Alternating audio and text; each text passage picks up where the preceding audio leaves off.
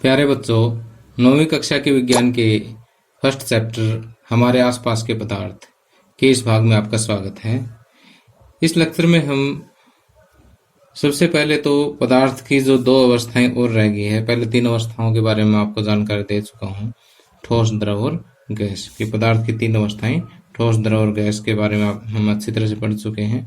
अब इसके अलावा वैज्ञानिक दो अवस्थाएं और भी मानते हैं, वो है प्लाज्मा और बीईसी। बीईसी की फुल फॉर्म होती है बोस-आइंस्टीन कंडेंसेट। तो इन दोनों अवस्थाओं के बारे में अभी हम इस लेक्चर में पढ़ेंगे। इसके बाद बच जाते हैं हमारे पास इसी चैप्टर के अभ्यास के प्रश्न।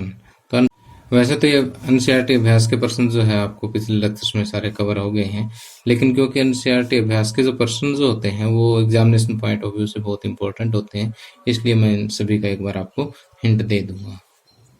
तो आइए शुरुआत करते हैं। अब देखिए, पदार्थ की जो है कुल मिलाकर के वैज्ञानिक अब 5 अवस्थाएं मानते हैं, ठोस, द्रव, गैस, और चौथी अवस्था है प्लाज्मा, और 5वीं अवस्था है बोस-आइंस्टीन कंडेंसेट। तो अब आइए हम प्लाज्मा के बारे में जानते हैं कि प्लाज्मा क्या होता है। प्लाज्मा को समझने से पहले जो है आपको एक तो नियॉन बल्ब के बारे में समझना होगा कि नियॉन बल्ब क्या होता है, और एक फ्लोरोसेंस ट्यूब क्या होती है, फ्लोरोसेंस ट्यूब। तो आप ये समझ सकते हैं कि नियॉन बल्ब की शेप जो अपने सिंपल बल्ब जैसी होती है, बस उसके अंदर जो है बल्ब के अंदर नियॉन गैस होती है, ठीक है। और आपको जस्ट इतना ही काफ़ी है जानना कि इसकी विशेष संरचना के साथ इसमें क्या होता है, नियॉन गैस होती है। और फ्लोरोसेंस ट्यूब जो है एक विशेष प्रकार की ट्यूब होती है जिसमें जो है अंदर हीलियम वगैरह जो है कुछ गैस होती है, ठीक। तो जैसे नियॉन बल्ब हो चाहे फ्लोरोसेंस ट्यूब हो, जैसे ही हम इसको विद्युत धारा इसमें अप्लाई करते हैं तो क्या होता है कि जो अंदर गैस है ना वो आयनीकृत हो जाती है, यानी गैस के जो परमाणु है उसके आयन बन जाते हैं, यानी उनमें से इलेक्ट्रॉन निकल जाते हैं तो आयन बन जाएंगे वो, ठीक। तो यहाँ से आपको सिंपली ये समझना है कि जब फ्लोरोसेंस ट्यूब या नियॉन बल्ब में से विद्युत धारा गुजारी जाती है तो इनके अंदर जो गैस होती है उसके कण जो है आयन में बदल जाते हैं, ठीक। यानी गैस क्या हो जाती है, आयनीकृत हो जाती है। तो आयनीकृत कंडीशन में क्या है कि इनकी ऊर्जा बहुत अधिक होती है कणों की, और ये काफ़ी ज़्यादा उत्तेजित हो जाते हैं। तो ऐसी कंडीशन में जब इन कणों की ऊर्जा बहुत ज़्यादा हो और ये उत्तेजित अवस्था में हो और आयनीकृत गैस के रूप में होते हैं, तो ये जो स्टेट होती है ना, ये क्या कहलाती है, प्लाज्मा स्टेट कहलाती है। और इस अवस्था में जो है ये काफ़ी चमकीला होता है, चमकीला प्लाज्मा हम कहते हैं कि तैयार हो जाता है यहाँ पर, ठीक। और अगर हम यहाँ पर हीलियम गैस ले लेंगे तो कोई और कलर होगा, अगर मान लीजिए यहाँ पर कोई और गैस आप ले लेते हो तो उसका कलर जो है वो मतलब गैस के स्वभाव के अनुसार जो है प्लाज्मा में जो चमक होती है उसका कलर अलग अलग होता है। अब सूर्य के अंदर जो चमक है या तारों में जो चमक है वो भी किसकी वजह से होती है, प्लाज्मा की वजह से ही होती है, ठीक। तो आप यहाँ से देख सकते हैं कि प्लाज्मा इस अवस्था में कण अत्यधिक ऊर्जा वाले और अत्यधिक उत्तेजित होते हैं। ये कण आयनीकृत गैस के रूप में होते हैं। फ्लोरोसेंस ट्यूब और नियॉन बल्ब में प्लाज्मा होता है। अब यहाँ पर ये एक्सप्लेन किया कि इनमें प्लाज्मा कैसे वो क्रिएट होता है कि नियॉन बल्ब के अंदर नियॉन गैस और फ्लोरोसेंस ट्यूब के अंदर हीलियम या अन्य कोई गैस होती है। विद्युत ऊर्जा प्रवाहित होने पर यह गैस आयनीकृत यानी आवेशित हो जाती है, इस पर कोई विशेष आवेश आ जाता है। आवेशित होने पर ट्यूब या बल्ब के अंदर जो चमकीला पदार्थ तैयार होता है, गैस चमकीला जो है प्लाज्मा तैयार होता है, और गैस के स्वभाव के अनुसार प्लाज्मा में एक विशेष रंग की चमक होती है। सूर्य और तारों में चमक भी जो है किसके कारण होती है, प्लाज्मा के कारण होती है। और वहाँ पर जो यहाँ पर तो देखिए कि विद्युत के कारण जो है प्लाज्मा पैदा वगैरह, वहाँ पर जो तापमान ज़्यादा होता है ना उसकी वजह से प्लाज्मा तैयार हो जाता है। अब आइए हम बात करते हैं बोस-आइंस्टीन कंडेंसेट यानी बीईसी की हम बात करते हैं। तो देखिए कि सन 1920 में एक भारतीय वैज्ञानिक थे एस एन बोस, सत्येंद्र नाथ बोस जो है, इन्होंने पदार्थ की पांचवी अवस्था के लिए कुछ एक कैलकुलेशन की थी, मैथमेटिकल कैलकुलेशन की थी। तो इस कैलकुलेशन के आधार पे उन्होंने जो है कुछ हिंट दे दिया था कि यदि हम वायु के घनत्व को अगर इतना कम कर दें, उसका तापमान कुछ कम कर दें, तो जो है एक नई स्टेट तैयार हो सकती है। तो बाद में जो है इनकी कैलकुलेशन को अच्छी तरह से स्टडी किया किसने, अल्बर्ट आइंस्टीन ने। और इन्होंने एक सटीक भविष्यवाणी कर दी थी अल्बर्ट आइंस्टीन ने कि पदार्थ की पांचवी अवस्था हो सकती है। ठीक, या इन्होंने थ्योरेटिकली दे दी थी, इनसे प्रैक्टिकल कुछ नहीं हुआ। उन्होंने थ्योरेटिकली बता दिया था अपनी कैलकुलेशन के हिसाब से कि बोस की कैलकुलेशन थी, इन्होंने उस पर स्टडी किया और फिर बता दिया था कि पदार्थ की एक पांचवी अवस्था होगी। इन्हीं दोनों के नाम पर इसको बीईसी का नाम दिया था, बोस आइंस्टीन कंडेंसेट। ठीक, लेकिन सन 2001 में ये तीन वैज्ञानिक थे, एरिके कार्नेल, वुल्फगैंग कैटरले और कार्ल ईवेमैन।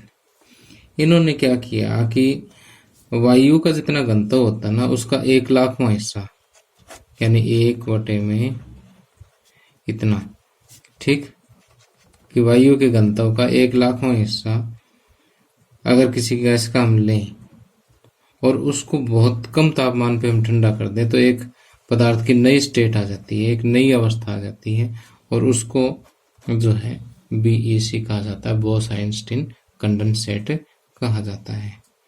ठीक, तो आपके सिलेबस में जो है इनको जान लेना ही काफी है कि क्या चीज होती है। कि प्लाज्मा, जब पदार्थ के कण जो है वो बहुत अत्यधिक ऊर्जा वाले हो, अत्यधिक उत्तेजित हो, तब जो है क्या स्टेट पैदा होती है, प्लाज्मा स्टेट होती है, और ये आयनीकृत गैस के रूप में होते हैं। ठीक, प्रैक्टिकली जो नियन बल्ब और फ्लोरोसेंस ट्यूब के अंदर ये प्रोड्यूस होता है, सूर्य और तारों के बीच में भी प्लाज्मा होता है। बस मोटी मोटी 4 बातें आपने याद रखनी है। इसके अलावा अगर हम बोस आइंस्टीन कंडेंसेट की बात करें, तो वायु के घनत्व का जब 1,00,000वां हिस्सा हो और उसको बहुत ही कम तापमान पर अगर हम ठंडा कर दें, तो जो है एक पदार्थ की नई अवस्था तैयार हो जाती है, और उसको हम बोस आइंस्टीन कंडेंसेट कहते हैं। बोस आइंस्टीन कंडेंसेट के बारे में जो कैलकुलेशन की थी वो भारतीय वैज्ञानिक ने की थी 1920 में, सत्येंद्रनाथ बोस ने, और उसके बाद अल्बर्ट आइंस्टीन ने इसके बारे में एक सटीक भविष्यवाणी की थी कि इस तरह से जो है एक पदार्थ की नई अवस्था जो है वो हो सकती है या होगी। उसके बाद इन तीन वैज्ञानिकों ने जो है उसको प्रैक्टिकली प्रूव भी कर दिया था। ठीक, इसके लिए इनको जो है सन 2001 में नोबेल पुरस्कार भी से भी सम्मानित किया गया था। तो देखिए कि जो बातें मैंने अभी आपको बताई है, ठीक उसी तरह से आसान भाषा में मैंने यहाँ पर लिख दी है। तो अगर आप चाहें तो यहाँ से स्क्रीन से भी नोट कर सकते हो वीडियो को पॉज करके, या फिर मेरे नोट्स जो है वीडियो के डिस्क्रिप्शन में लिंक है, वहाँ से आप रीड भी कर सकते हैं, डाउनलोड भी कर सकते हैं।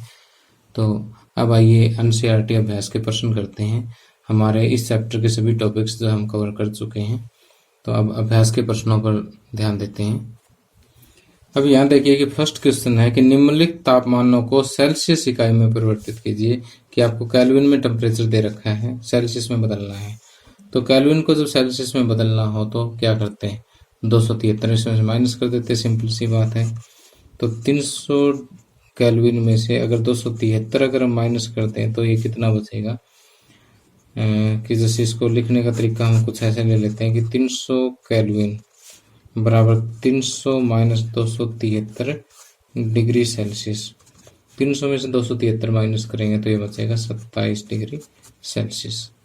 ठीक इसी तरह से इसका बी पार्ट जो हम ले लेंगे कि 573 केल्विन जो है वो 573 में से 273 घटा लेंगे, जो घटाने के बाद बचेगा वो डिग्री सेल्सियस ही बचेगा। तो ये 500 में से 200 300 बच जाएगा, तो 300 डिग्री सेल्सियस तो इसका आंसर आ जाएगा।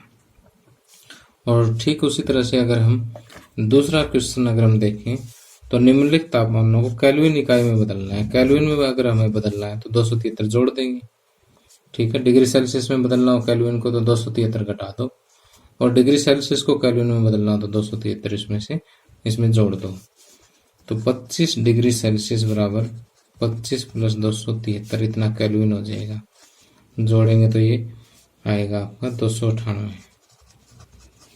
ठीक, और इसी का जो बी पार्ट है वो है 373 डिग्री सेल्सियस। तो 373 प्लस 273 इतना केल्विन हो जाएगा। ये केल्विन के साथ डिग्री नहीं आती, केल्विन सीधा ही आता है सेल्सियस, डिग्री सेल्सियस के साथ आता है। तो ये आ जाएगा 646 केल्विन। ठीक, अब हम बात करते हैं तीसरे क्वेश्चन के फर्स्ट पार्ट की। कहता है नेफ्थलीन को रखा रहने देने पर यह समय के साथ कुछ भी ठोस पदार्थ छोड़े बिना अदृश्य हो जाती है। कि नेफ्थलीन जो है वैसे सॉलिड अवस्था में होती है, ठोस अवस्था में होती है। इसको अगर आप थोड़ी देर हथेली पे रखोगे तो उसके बाद जो है अपने आप गायब हो जाएगी। तो वास्तव में ऐसा क्यों होता है? क्योंकि नेफ्थलीन जो है उद्रवपातनशील पदार्थ होता है। उद्रवपातनशील। ठीक, उद्रवपातन मैंने क्या बताया था कि अगर वो प्रक्रिया जिसमें ठोस पदार्थ जो है द्रव में बदले बिना सीधा गैस में बदल जाता है, ठीक, तो वो उद्रवपातन होता है। और नेफ्थलीन क्योंकि उद्रवपातनशील पदार्थ है तो ये थोड़ी देर में जो है सीधा गैस में कन्वर्ट हो जाएगा, सॉलिड से सीधा, द्रव में नहीं बदलता, इसलिए ही अदृश्य हो जाता है। तो इसके लिए आप लिखोगे कि नेफ्थलीन एक उद्रवपातनशील पदार्थ है। चाहो तो आप लिख सकते हो क्योंकि नोट्स में इसका आंसर नहीं है कि नेफ्थलीन एक उद्रवपातनशील पदार्थ है। जब हम इसे हाथ पर रखते हैं तो यह सीधे गैसीय रूप में परिवर्तित होकर अदृश्य हो जाता है। अब आगे सेकंड क्वेश्चन हमें पूछता है कि हमें इत्र की गंध बहुत दूर बैठे हुए भी पहुंच जाती है। अब देखिए कि जो इत्र जो होता है उसके कण क्या है, हवा में मिल जाते हैं, यानी विस्तृत हो जाते हैं। हम कहेंगे कि इत्र के जो कण है वो हवा में विस्तृत हो जाते हैं और इसी विसरण गुण के कारण जो है हमें इत्र की गंध दूर बैठे भी पहुंच जाती है। अब ये कहता है कि निम्नलिखित पदार्थों को उनके आकर्षण, उनके कणों के बीच बढ़ते हुए आकर्षण के अनुसार व्यवस्थित करें। तो यहाँ देखिए कि आकर्षण बल सबसे कम किस में है, जो गैस होगी उसमें सबसे कम होगा। तो हम सबसे पहले हम किसको लेंगे, ऑक्सीजन को लेंगे। उसके बाद द्रव को लेंगे यानी जल को लेंगे। और सबसे ज्यादा आकर्षण किस में होता है, ठोस पदार्थों के बीच में होता है। तो ये हम आसानी से इस क्वेश्चन को सोल्व कर सकते हैं। इसके बाद कहता है कि निम्नलिखित तापमानों पर जल की भौतिक अवस्था। तो देखिए 25 डिग्री सेल्सियस पर जल जो है वो द्रव अवस्था में होगा। ठीक, अब 0 डिग्री सेल्सियस जो है कि ट्रांजिशन स्टेट होती है कि यहाँ पर जो है द्रव के अंदर अगर थोड़ी सी ऊर्जा कम है तो वो ठोस अवस्था में होगा और थोड़ी ऊर्जा अगर अधिक है तो द्रव अवस्था में भी हो सकता है। तो 0 डिग्री सेल्सियस पर जो है ये ठोस और द्रव दोनों अवस्थाओं में हो सकता है। इसी तरह से 100 डिग्री सेल्सियस यानी क्वथनांक पर जो है ये द्रव व गैस दोनों अवस्थाओं में हो सकता है। ठीक, अगर जल गैस अवस्था में तो उसमें ऊर्जा अधिक हो, उसके कणों में ऊर्जा अधिक होगी और द्रव में है तो उसके कणों में ऊर्जा कम होगी 100 डिग्री सेल्सियस पर। अब आपने बताना है कि जल कमरे के ताप पर द्रव है, क्यों है भाई? क्योंकि द्रव यानी जो जल का क्वथनांक है वो कितना है, 100 डिग्री सेल्सियस है और कमरे का तापमान 100 डिग्री सेल्सियस से कम होता है, इसलिए जल कमरे के तापमान पर द्रव है। ठीक, और 0 डिग्री सेल्सियस जो इसका हिमांक है ये तो 0 डिग्री सेल्सियस से अधिक होता है। ठीक, तो आप ये कहेंगे कि जल का क्वथनांक 100 डिग्री सेल्सियस होता है और इसका हिमांक जो है, इसका फ्रीजिंग पॉइंट है वो 0 डिग्री सेल्सियस होता है और कमरे का तापमान जो है 0 डिग्री और 100 डिग्री के बीच का होता है, इसलिए जल जो है कमरे के तापमान पर क्या है, द्रव है। ठीक, और कहता है लोहे की अलमारी कमरे के ताप पर ठोस है। तो हम ये कहेंगे कि लोहे का जो क्वथनांक है या गलनांक है, दोनों ही बहुत अधिक होते हैं। ठीक, कमरे के तापमान से बहुत अधिक होते हैं, इसलिए जो है ये लोहे की अलमारी कमरे के तापमान पर ठोस है। आगे 7वां क्वेश्चन है कि 273 केल्विन पर बर्फ को ठंडा करने तथा जल को इसी तापमान पर ठंडा करने पर शीतलता का प्रभाव अधिक क्यों होता है। अब जैसे ये क्वेश्चन हम पहले भी डिस्कस कर चुके हैं कि जैसे उदाहरण के लिए हमारे पास 0 डिग्री सेल्सियस पर बर्फ है, इसको हमने कुछ उष्मा दी और ये पानी में बदल गया। ठीक, पानी का भी जो हमने तापमान देखा तो कितना 0 डिग्री सेल्सियस है। ठीक, तो वास्तव में ये जो उष्मा हमने दी, ये बर्फ के कणों के बीच में जो आकर्षण बल है उसको तोड़ने में प्रयोग होगी। ठीक, और इस उष्मा को हम क्या कहते थे, संकलन की गुप्त उष्मा कहते हैं। तो बर्फ के अंदर जो है, अगर बर्फ और पानी में अगर हम कंपेयर करें तो इस उष्मा का तो फर्क है ही। तो पानी में इतनी उष्मा अधिक है और बर्फ में इतनी कम है, तो जैसे ये कम ऊर्जा वाला पदार्थ हो गया, तापमान वही हो गया, ये अधिक ऊर्जा वाला पदार्थ हो गया, तापमान वही हो गया। तो अगर हम इसको किसी बॉडी पर रखेंगे तो थोड़ी सी उष्मा और भी इसके बजाय ज़्यादा लेने की कैपेसिटी रखता है, क्योंकि इसमें उष्मा कम है, इसलिए ये बर्फ जो है अधिक शीतलता जो है वो प्रदान करती है। तो कहने का मतलब ये है कि अगर ये संकलन के गुप्त उष्मा के बराबर अगर उष्मा कहीं से ले भी लेती है तो भी इसका तापमान कितना रहेगा, 0 डिग्री सेल्सियस रहेगा। इसका शीतलता का प्रभाव क्या है, अधिक होता है। अब आगे लास्ट क्वेश्चन बचता है कि उबलते हुए जल तथा भाप में से जलने की तीव्रता किस में अधिक महसूस होगी। तो सिंपल सी बात है कि 100 डिग्री सेल्सियस पर हमारे पास जल है और 100 डिग्री सेल्सियस पर ही भाप है। तो जो लेटेंट हीट ऑफ वेपोराइजेशन है, यानी इसमें कुछ उष्मा अधिक होगी, क्योंकि इसको कुछ उष्मा देंगे जल को तभी ये भाप में बदलेगा। तो जो उष्मा दी है वो कहाँ जाएगी, भाप में तो जाएगी।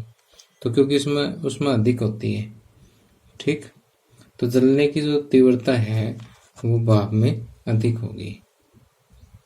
तो वैसे इसका आंसर मैं आपको इसी वीडियो के डिस्क्रिप्शन में लिख दूंगा अगर आपको समझ ना आया हो तो, बाकी आपको अच्छी तरह समझ आ गया होगा। और इसके अलावा जो है हमारा 9वां क्वेश्चन इसमें बचता है कि उसमें एक चित्र दे रखा है, तो उसमें ABCDEF 5 प्रोसेस दे रखे हैं। तो वो प्रोसेस जो संगलन, वाष्पन, संघनन, सॉलिडिफिकेशन, जमना, उद्रवपातन जो है, ये सारे हम चित्र सहित पहले कर चुके हैं, इसलिए आप इस चित्र को अपने आप ट्राई कर सकते हैं।